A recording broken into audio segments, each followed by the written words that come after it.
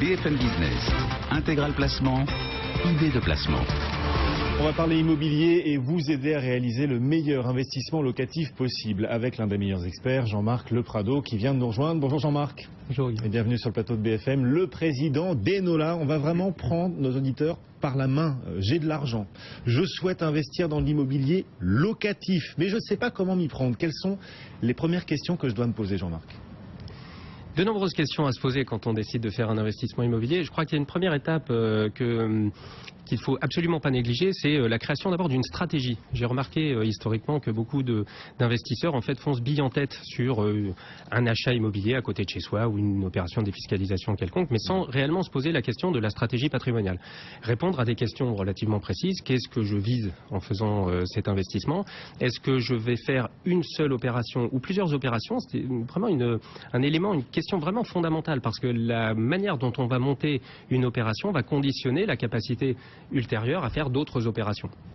Donc vraiment des questions absolument fondamentales à se poser. Est-ce que je vais aller chercher des produits à fort rendement ou des produits plutôt patrimoniaux? Est-ce que je vais chercher plutôt à faire de l'économie d'impôt ou plutôt à générer le minimum d'excédent foncier? Comment vais-je faire mon montage? Est-ce qu'il faut que je fasse une grosse opération ou plusieurs petites? Bref, définir une vraie stratégie patrimoniale avant de se mettre en action. Voilà, et savoir d'ores et déjà en investissement, en réalisant l'investissement locatif, si on souhaitera même dans le futur en réaliser d'autres, qui pourra conditionner la façon dont je vais réaliser mon premier montage. C'est tout à fait ça. Si vous décidez par exemple de faire une première opération sur laquelle vous décidez de prendre un financement très court, parce que naturellement plus la durée du crédit va être faible, moins le coût d'acquisition de votre actif va être élevé, plus vous aurez de consommation de votre capacité d'épargne. Donc la mensualité sera plus élevée, donc par définition vous aurez plus de difficultés à réaliser d'autres opérations ultérieurement. Voilà, ça c'est une première chose à prendre en compte avant de réaliser un investissement locatif. Il vaut mieux mettre beaucoup d'apports personnels ou plutôt miser sur un crédit important? C'est quoi la meilleure stratégie? Alors difficile, on ne peut pas considérer qu'il y ait une bonne et une mauvaise stratégie de ce point de vue-là. Ça va évidemment dépendre de la situation de chacun. D'une manière générale, faire du crédit quand on fait de l'investissement immobilier est vraisemblablement plutôt la bonne idée, puisque les intérêts sont déductibles. Donc à ce titre-là, ils vont permettre de diminuer de manière assez substantielle, selon la tranche marginale d'imposition, le coût en fait du crédit. Donc ça c'est un premier point. L'apport personnel va avoir, me semble-t-il, pour fonction de résoudre la problématique de trésorerie, puisque lorsqu'on fait une opération immobilière, dans la quasi-totalité des cas, on a des impacts de trésorerie entre avant et après.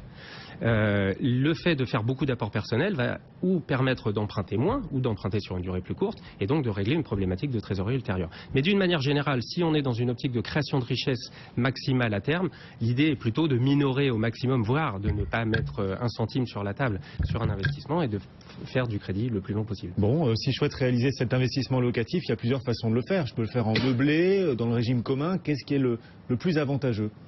Alors le régime commun est extrêmement pratique, c'est-à-dire de la location nue, on achète un appartement, on met un locataire dedans, c'est extrêmement pratique, vraisemblablement l'une des formules les plus simples à mettre en œuvre. Elle présente un véritable problème assez rapidement, c'est la fiscalité, puisque la fiscalité liée à l'immobilier, au revenu foncier est extrêmement lourde, puisque chaque euro qui s'ajoute au revenu foncier va s'ajouter à votre revenu, donc être fiscalisé sur votre tranche marginale d'imposition, plus 15,5 de CSG CRDS. Ouais. Donc ce qui fait que ça devient assez rapidement confiscable. Donc d'un point de vue fiscal, le régime commun pour un investissement locatif n'est peut-être pas le plus intéressant. Pour celui qui veut faire un investissement et un seul investissement, il va vraisemblablement plutôt être intelligent de regarder du côté de la location meublée. Location meublée non professionnelle, dans ce cas-là on n'est plus dans le régime foncier, on est dans le régime BIC, avec les mêmes possibilités de passement de charges dans son compte de résultat, mais avec en plus l'amortissement du bien qui va permettre de générer ou pas du tout de revenus fiscal, ou voire éventuellement du déficit qu'on va pouvoir reporter dans le temps. Bon, voilà. J'ai choisi quel type d'investissement locatif je veux réaliser, du meublé ou plutôt sous le régime commun. Très bien, maintenant je me lance. Quels sont les premiers critères à prendre en compte avant d'acheter l'appartement, avant d'acheter la maison, pourquoi pas d'ailleurs aussi? Pourquoi se priver? Oui, absolument, puisque finalement, la limite de l'exercice peut être assez lointaine, puisque lorsqu'on choisit des opérations avec un rendement, c'est-à-dire le rapport entre le loyer qu'on encaisse et le prix que l'on paye son bien relativement élevé, en fait, on peut se retrouver avec des impacts de trésorerie qui sont relativement faibles et donc envisager de faire plusieurs opérations. Dans ce cas-là, alors naturellement, La difficulté de l'exercice va consister à, une fois qu'on a, j'allais dire, presque créé sa partition, à mettre en musique cette partition, et donc aller chercher le ou les produits qui correspondent à la stratégie.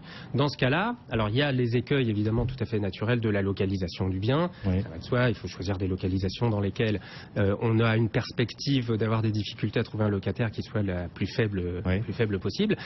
Naturellement, le prix, et c'est pas un exercice si simple que ça, d'évaluer le bon prix auquel on va acheter un bien, que ce soit d'ailleurs dans du neuf ou dans de l'ancien. Il faut vraiment faire une analyse assez détaillée du marché pour trouver des produits qui soient non seulement dans le même secteur, mais qui soient également comparables.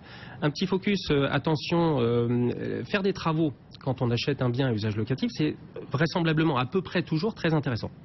Pourquoi ? Parce qu'on déduit les travaux. Alors quand on est en régime foncier, on déduit les travaux. Quand on est en régime BIC, en location meublée, on va pouvoir les amortir également. Donc c'est plutôt favorable de faire des opérations à travaux. Avec des risques spécifiques lorsqu'on fait ça, c'est naturellement la durée du chantier et le coût qui peut déraper assez rapidement et assez méchamment. Donc beaucoup de prudence de ce point de vue-là. Bon, si c'est la première fois que je me lance dans un investissement locatif, j'en ai pas forcément l'habitude. Il y a aussi des risques que je dois apprendre à gérer, qui sont différents de ceux d'un propriétaire qui vit dans sa résidence principale. Alors à l'évidence, il y a des risques qui sont spécifiques et je dirais qu'il faut se préparer dans tous les cas aux aléas qui ne manqueront pas d'arriver. Il faut se préparer au pire. C'est le meilleur comme pour le pire. Voilà, alors bon, le pire étant finalement pas nécessairement, c'est-à-dire que si on raisonne exclusivement sur le pire, on ne fait pas d'investissement. Mais en tout cas, se préparer aux aléas qui ne manqueront pas d'arriver, avec une période de vacances locatives qui peut être un petit peu plus importante que ce qu'on avait anticipé, des travaux naturellement et vraisemblablement, et j'allais dire presque heureusement, des travaux qui vont venir dans le temps consommer de la trésorerie, mais en même temps améliorer le patrimoine. Une règle de base pour gérer ce risque-là, c'est d'avoir du cash financier disponible, affectable à l'opération du jour au lendemain, son matelas de sécurité pour faire face à tous ces aléas. Alors c'est quoi les aléas? Expliquez-nous concrètement. Là, mettez-nous dans la peau d'un investisseur locatif qui va se trouver confronté aux réalités inévitables, vous nous disiez, dans la vie d'un investissement locatif. Absolument, extrêmement simple. Vous achetez un bien aujourd'hui, vous êtes passé chez le notaire ce matin, vous avez vos clés, votre locataire rentre cet après-midi dans votre appartement et demain matin, le ballon d'eau chaude explose. Voilà. Donc il faut que vous sortiez votre chéquier, que vous remplaciez votre ballon d'eau chaude. Vous avez entre deux locataires une période de vacances locatives de 3 à 4 mois. Vous avez votre crédit qui passe, il n'y a pas de loyer qui rentre. Il faut que vous ayez un matelas de sécurité pour faire face à cela. Vous achetez, vous parliez d'une maison tout à l'heure, vous achetez une maison et puis en fait le vendeur a mis beaucoup de propre dans la maison avant de la vendre. Donc vous avez de très jolies peintures et puis l'hiver d'après, vous vous rendez compte que des taches de moisissure commencent à apparaître au mur parce que l'isolation n'est pas de bonne qualité.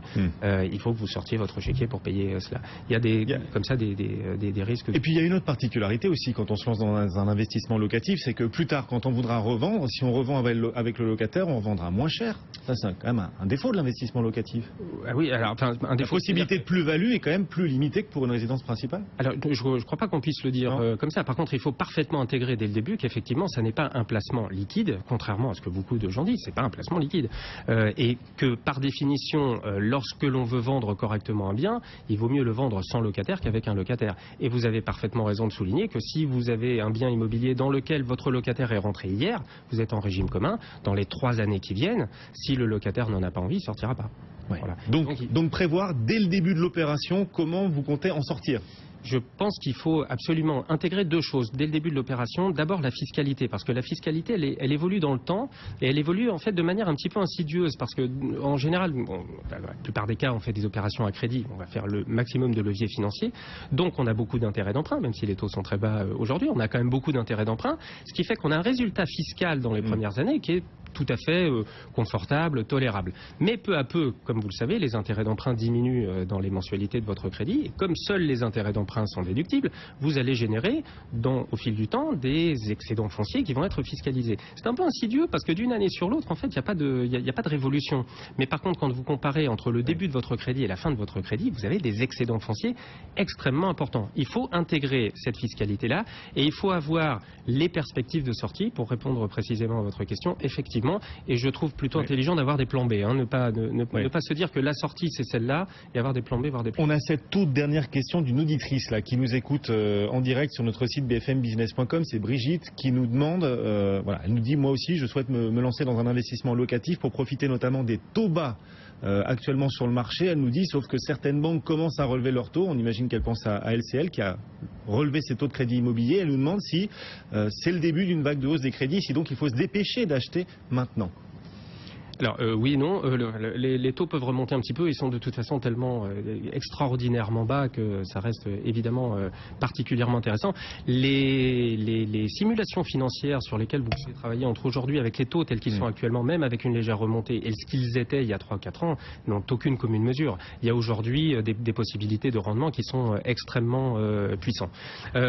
Investir aujourd'hui, oui, c'est une excellente idée, évidemment, pour profiter de ces taux bas, en n'oubliant pas néanmoins qu'un mauvais investissement, y compris financé avec un taux très bas, reste un très mauvais investissement. Ouais, ça c'est le b.a-ba. Jean-François Filiat qui vient de nous rejoindre, marchégagnant.com, sur les taux. Tiens, est-ce que c'est le moment d'acheter? Est-ce que les taux vont partir à la hausse durablement? Oui. Qu'on arrête avec la blague de LCL qui remonte les taux, quoi. Je veux dire, c'est un coup qui va faire le buzz sur le marché pour essayer de dire aux gens dépêchez-vous de souscrire. On ne sait franchement pas les raisons véritables pour lesquelles LCL l'a fait. Est-ce que c'est que LCL finalement a fait ses objectifs de prod, de bons chiffres de prod sur les premiers mois de l'année et qu'actuellement ils disent on va faire aucun effort pour aller du crédit? Ça franchement on parle vraiment pour parler. Il y a en revanche un truc que je trouve assez intéressant dans l'interview que vous venez de faire.